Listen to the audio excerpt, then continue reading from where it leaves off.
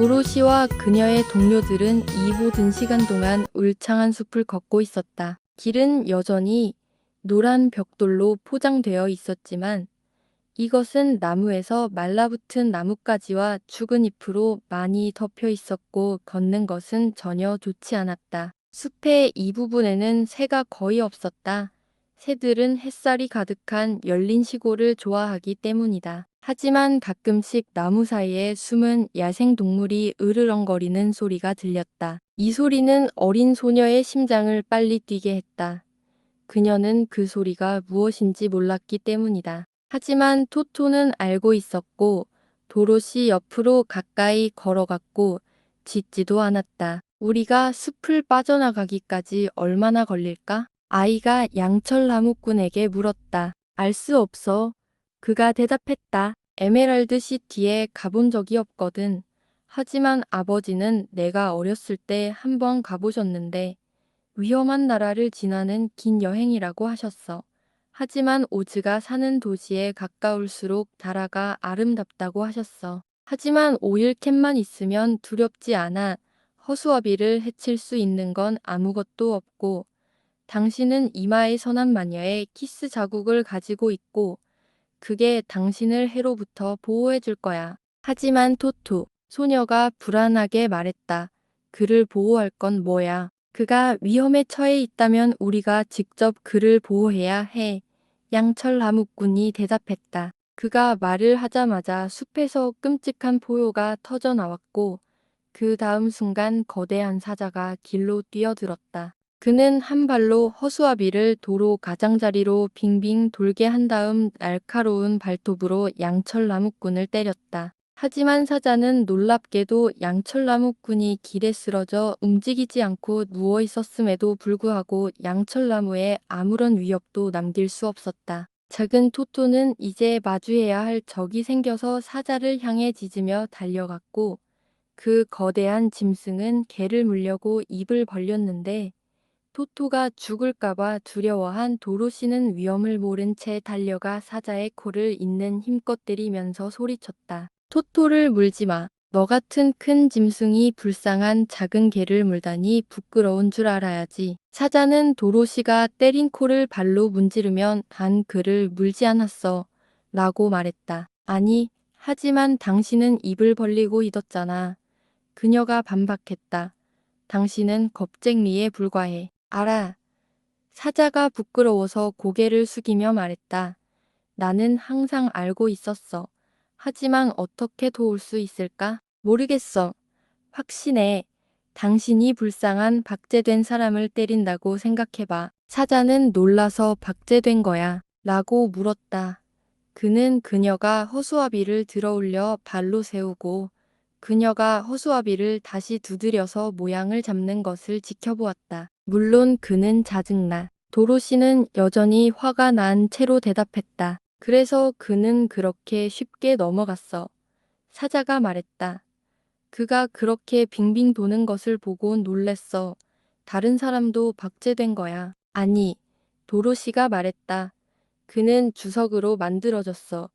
그리고 그녀는 나무꾼을 다시 일으키도록 도왔다. 그래서 그는 거인의 발톱을 무디게 만들었어. 사자가 말했다. 그 깡통에 긁혔을 때 내 등에 차가운 떨림이 흘렀어. 당신이 그렇게 부드러운 그 작은 동물은 뭐야? 도로시는 그는 내 강아지 토토야 라고 대답했다. 그는 주석으로 만들어졌는가? 아니면 채워진 것인가? 사자가 물었다. 둘 다 아니야. 그는 개야. 소녀가 말했다. 아, 그는 호기심 많은 동물이고 지금 보니 놀라울 정도로 작아 보여. 나 같은 겁쟁이가 아니면 그런 작은 것을 물어뜯을 생각을 하는 사람은 아무도 없을 거야. 사자가 슬프게 말을 이었다. 너는 왜 겁쟁이냐? 도로시는 그 거대한 짐승을 경이롭게 바라보며 물었다. 왜냐하면 그 짐승은 작은 말만큼이나 걷기 때문이다. 그건 수수께끼야. 사자가 대답했다. 내가 그렇게 태어났나 봐. 숲속의 다른 모든 동물들은 내가 용감할 거라고 자연스럽게 기대하거든. 사자는 어디에서나 짐승의 왕으로 여겨지기 때문이야. 내가 아주 큰 소리로 으르렁거리면 모든 살아있는 것들이 무서워서 내 길에서 물러난다는 걸 알았지. 남자를 만날 때마다 나는 몹시 무서웠어. 하지만 나는 그저 그에게 으르렁거리기만 했고 그는 항상 가능한 한 빨리 도망쳤어. 코끼리와 호랑이와 곰들이 나와 싸우려고 했다면 내가 직접 도망쳤을 거야. 나는 겁쟁이니까. 하지만 그들이 내 으르렁거림을 듣는 순간 그들은 모두 나에게서 도망치려고 했고 물론 나는 그들을 놓아줬지. 하지만 그건 옳지 않아. 짐승의 왕은 겁쟁이가 되어서는 안 돼.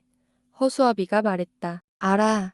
사자가 꼬리 끝으로 눈물을 닦으며 대답했다. 그게 큰 슬픔이고 내 삶을 매우 불행하게 만들어.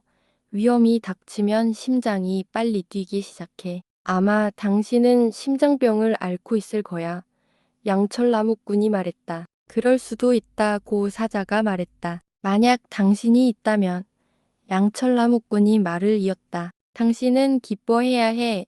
왜냐하면 그것은 당신이 심장을 가지고 있다는 것을 증명하기 때문이야. 나는 심장이 없어. 그러니 심장병이 있을 리가 없지. 사자는 생각에 잠긴 듯 말했다. 아마도 내게 마음이 없다면 겁쟁이가 되지는 않을 거야. 너한테 두뇌가 있니? 허수아비가 물었다. 한 번도 본 적은 없지만 있을 거야. 사자가 대답했다. 나는 위대한 오즈에게 가서 그에게 두뇌를 달라고 부탁하러 가는 거야.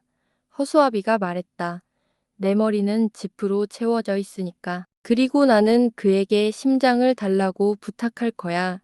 라고 나무꾼이 말했다. 도로시는 그리고 나는 그에게 토토와 나를 캔자스로 돌려보내 달라고 부탁할 거야 라고 덧붙였다. 오즈가 나에게 용기를 줄 수 있을까? 겁쟁이 사자가 물었다. 마치 그가 나에게 둔회를 줄 수 있는 것처럼 쉽게. 허수아비가 말했다. 아니면 나에게 심장을 주세요. 양철나무꾼이 말했다. 도로시는 아니면 나를 캔자스로 돌려보내줘 라고 말했다. 그렇다면 괜찮다면 나도 따라갈래. 사자가 말했다. 용기가 없으면 내 삶은 참을 수 없으니까. 당신은 매우 환영받을 겁니다. 도로시가 대답했다. 당신은 다른 야수들을 멀리하는 데 도움이 될 테니까 그들이 당신이 그들을 그렇게 쉽게 놀라게 하는 것을 허락한다면 그들은 당신보다 더 비겁할 거야. 그렇겠지. 사자가 말했다. 하지만 그것이 나를 더 용감하게 만들지는 않아. 그리고 내가 겁쟁이라는 것을 아는 한 나는 불행할 거야. 그래서 작은 동행자는 여행을 떠났고 사자는 도로시 옆에서 당당한 걸음걸이로 걸었다. 토토는 처음에는 이 새로운 동지를 좋아하지 않았다. 사자의 큰 턱 사이에 거의 으깨질 뻔했던 일을 잊을 수 없었기 때문이다. 하지만 시간이 지나면서 그는 더 편안해졌고 얼마 지나지 않아 토토와 겁쟁이 사자는 좋은 친구가 되었다. 그날 나머지 시간 동안 그들의 여행에 평화를 망칠 다른 모험은 없었다. 실제로 한 번은 양철나무꾼이 길을 따라 기어다니던 닥정벌레를 밟아서 불쌍한 작은 것을 죽인 적이 있었다. 이것은 양철나무꾼을 매우 불행하게 만들었다. 그는 항상 살아있는 생물을 다치게 하지 않도록 조심했기 때문이다. 그는 걸어가면서 슬픔과 후회의 눈물을 여러 번 흘렸다. 이 눈물은 그의 얼굴을 따라 천천히 흘러내리고 턱의 관절을 따라 흘러내렸고 그곳에서 녹이 슬었다. 도로시가 곧 그에게 질문을 하자 양철나무꾼은 입을 열 수 없었다. 그의 턱이 단단히 녹슬었기 때문이다. 그는 이에 크게 두려워했고 도로시에게 그를 풀어달라고 여러 번 손짓했지만 그녀는 알아들을 수 없었다. 사자도 무슨 일인지 알아내지 못해 당황했다.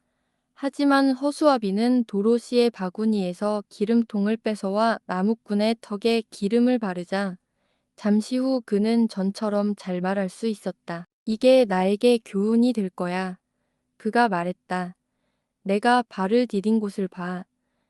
내가 또 다른 벌레 또는 닥정벌레를 죽인다면 나는 분명 다시 울 것이고 울면 내 턱이 녹슬어 말을 할 수 없게 돼. 그 후로 그는 매우 조심스럽게 걸으며 눈을 길에 두고 작은 개미가 지나가는 것을 보면 해치지 않도록 밟고 지나갔다. 양철 나무꾼은 자신이 마음이 없다는 것을 잘 알고 있었기 때문에 어떤 것에도 잔인하거나 불친절하게 대하지 않으려고 매우 조심했다. 마음이 있는 당신들은, 그가 말했다. 당신들을 인도할 무언가가 있고 결코 잘못을 저지를 필요가 없을 거야.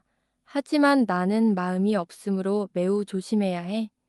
오즈가 이에게 마음을 주면 물론 그렇게 신경 쓸 필요가 없겠지. 그들은 그날 밤 숲속의 큰 나무 아래에서 야영을 해야 했는데 근처에 집이 없었기 때문이다. 나무는 이슬로부터 그들을 보호하는 두껍고 좋은 덮개를 만들어 주었고 양철나무꾼은 도끼로 큰 나무 더미를 쪼았고 도로시는 그녀를 따뜻하게 해주고 외로움을 덜 느끼게 해주는 훌륭한 불을 피웠다. 그녀와 토토는 마지막 빵을 먹었고 이제 그녀는 그들이 아침으로 무엇을 먹을지 몰랐다. 원하신다면, 사자가 말했다.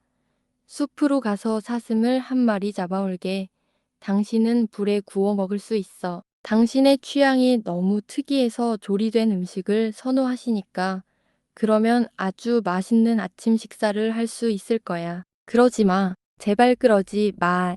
양철 나무꾼이 간청했다. 당신이 불쌍한 사슴을 죽인다면 나는 분명 울어야 할 텐데 그러면 내 턱이 다시 녹슬어 버릴 거야. 하지만 사자는 숲으로 가서 자신의 저녁을 찾았고 아무도 그것이 무엇인지 알지 못했다. 그가 언급하지 않았기 때문이다. 그리고 허수아비는 견과류가 가득한 나무를 발견하고 도로시의 바구니에 견과류를 채워주어 그녀가 오랫동안 배고프지 않도록 했다. 그녀는 이것이 허수아비의 매우 친절하고 사려 깊은 생각이라고 생각했지만 견과류를 집어올리는 어색한 방식에 마음껏 웃었다. 그의 푹신한 손은 너무 서투르고 견과류는 너무 작아서 바구니에 넣은 것과 거의 같은 양을 떨어뜨렸다. 하지만 허수아비는 바구니를 채우는데 얼마나 걸리는지 신경 쓰지 않았다. 왜냐하면 그것은 그가 불에서 멀리 떨어져 있을 수 있게 해주었기 때문이다. 그는 불꽃이 그의 집에 들어가 자신을 태울까 봐 두려워했기 때문이다. 그래서 그는 불길에서 꽤 멀리 떨어져 있었고 도로시가 잠들 때 마른 잎사귀 위로 그녀를 덮기 위해 가까이 다가갔다. 이것들은 그녀를 매우 아늑하고 따뜻하게 해주었고 그녀는 아침까지 푹 잤다. 날이 밝자 소녀는 졸졸 흐르는 작은 시냇물에 얼굴을 적셨고 곧 그들은 모두 에메랄드 시티를 향해 출발했다. 그들에게 사건이 많은 하루가 될 터였다. 그들은 겨우 1시간도 걷지 않았는데 그들이 볼 수 있는 한 양쪽으로 숲을 가로지르고 도로를 가로지르는 큰 도랑을 보았다. 그것은 매우 넓은 도랑이었고 그들이 가장자리까지 기어가서 들여다보니 도랑도 매우 깊었고 바닥에는 크고 뾰족한 바위가 많았다. 측면이 너무 가파르기 때문에 아무도 내려갈 수 없었고 잠시 동안 그들의 여행은 끝나야 할 것 같았다. 우리는 어떻게 해야 할까? 도로시는 절망적으로 물었다. 전혀 모르겠어. 양철나무꾼이 말했고 사자는 덥수룩한 갈기를 흔들며 생각에 잠긴 듯 보였다. 하지만 허수아비는 말했다. 우리는 날 수 없어. 그건 확실해. 이 큰 도랑으로 내려갈 수도 없어. 그러니 뛰어넘을 수 없다면 지금 있는 자리에서 멈춰야 해. 겁쟁이 사자는 마음속으로 거리를 조심스럽게 잰 뒤 뛰어넘을 수 있을 것 같아. 라고 말했다. 그럼 우리는 괜찮아. 허수아비가 대답했다. 당신이 우리를 한 번에 한 명씩 등에 업고 갈 수 있으니까. 내가 시도해 볼게. 사자가 말했다. 누가 먼저 갈까? 내가 먼저 가볼게. 허수아비가 선언했다. 만약 당신이 뛰어넘을 수 없다면 도로시는 죽거나 양철나무꾼은 아래 바위에 심하게 움푹 들어갈 거야. 하지만 내가 당신 등에 올라타면 별로 문제가 없을 것 같아. 추락해도 전혀 다치지 않을 테니까. 나도 넘어지는 게 너무 무서워. 겁쟁이 사자가 말했다. 하지만 시도해보는 것 외에는 할 수 있는 게 없는 것 같네. 그러니 해 등에 올라타서 시도해보자. 허수아비는 사자의 등에 앉았고 큰 짐승은 만의 가장자리로 걸어가 웅크리고 앉았다. 왜 달리고 뛰어내리지 않니? 허수아비가 물었다. 우리 사자는 그런 식으로 하지 않거든.